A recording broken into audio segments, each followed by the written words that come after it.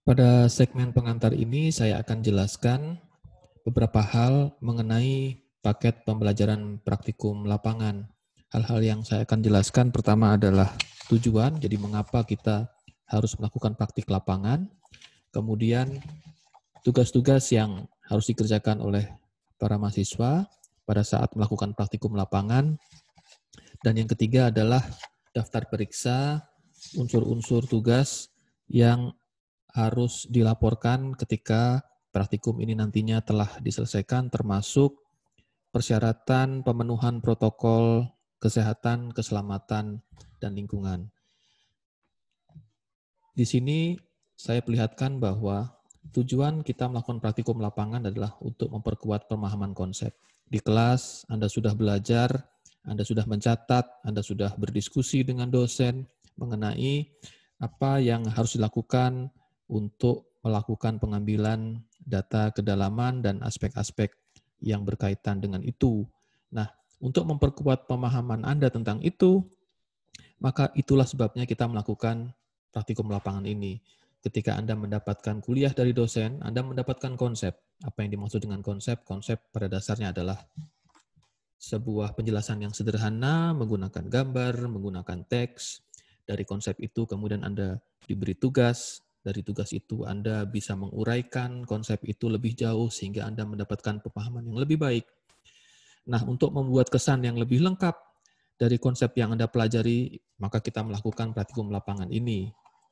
Dari situ Anda akan diminta untuk membuat laporan sehingga kami bisa memeriksa sejauh mana Anda memahami dan bisa menjelaskan apa yang dijelaskan pada saat kuliah. Jadi sama sekali praktikum lapangan ini tidak untuk membentuk keahlian karena tidak mungkin dalam waktu yang pendek Anda mendapatkan fasilitas untuk melatih diri, mendapatkan keahlian tersebut.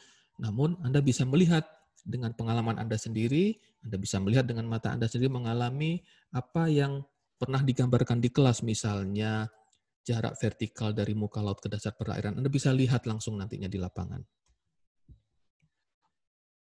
Berikutnya, tugas-tugas apa saja yang harus Anda lakukan di lapangan? Yang pertama adalah pemeruman atau depth sounding.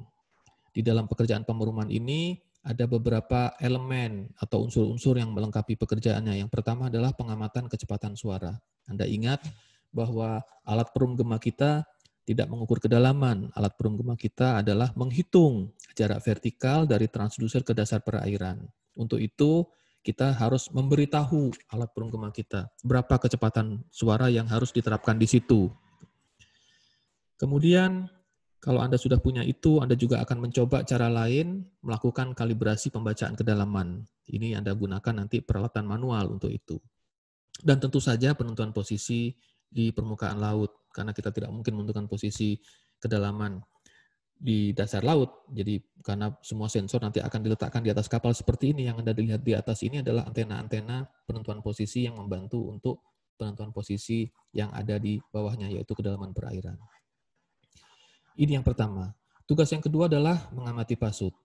Anda ingat bahwa muka air selalu naik dan turun karena pasut. Oleh karena itu, kedalaman perairan yang diukur tentu akan berbeda-beda kalau kita melakukan pengukurannya di waktu yang berbeda pula. Untuk itu, Anda harus memberikan koreksi terhadap perubahan tinggi muka laut itu. Nah, untuk itulah kita melakukan pengamatan tinggi muka air atau tidal observation di sini istilahnya. Apa yang harus Anda kerjakan di sana? Anda melakukan instalasi ya dan memverifikasi bahwa peralatan yang Anda gunakan memberikan data yang benar atau yang akurat. Dan yang ketiga adalah menetapkan datum perum. Nah, untuk itu Anda memerlukan bantuan dari apa yang disebut sebagai tidal benchmark ini. Jadi stasiun pasut Anda harus Anda hubungkan dengan tidal benchmark ini.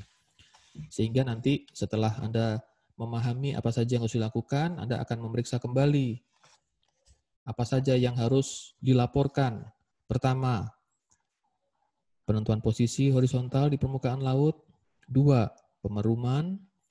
3, pengamatan tinggi muka air atau pengamatan pasut, ya, tidal observation. Anda tahu bedanya, saya yakin. Kemudian kalibrasi kecepatan suara, ya, bisa menggunakan alat manual seperti ini atau bisa menggunakan SVP seperti Anda sudah kenali di kuliah. Dan tentu nanti ada pengikatan ke stasiun pengamat pasut ke tidal benchmark ya untuk dokumentasi fisik di lapangan. Dan selain itu Anda juga harus melakukan pengamatan profil pantai karena biasanya kapal tidak bisa berlayar sampai menjorok ke perairan yang terlalu dangkal karena akan membahayakan. Nah, tempat-tempat yang tidak bisa dilayari ini nanti akan diukur secara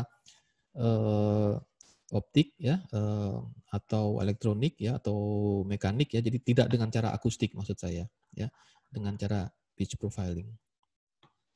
Nah, itulah daftar periksa yang harus Anda laporkan setelah mengikuti praktikum lapangan ini. Dan jangan lupa bahwa ketika kita bekerja dimanapun, ya, apalagi di lapangan, yang risikonya relatif lebih tinggi daripada kalau kita bekerja di dalam ruangan, di kantor misalnya, atau di kelas, ya. Oleh karena itu, Anda juga harus memperhatikan aspek-aspek kesehatan, keselamatan, dan lingkungan. Jadi ada protokol-protokol yang harus Anda patuhi demi memastikan bahwa kita semua sehat, kita selamat, dan lingkungan tempat kita bekerja juga terlindungi.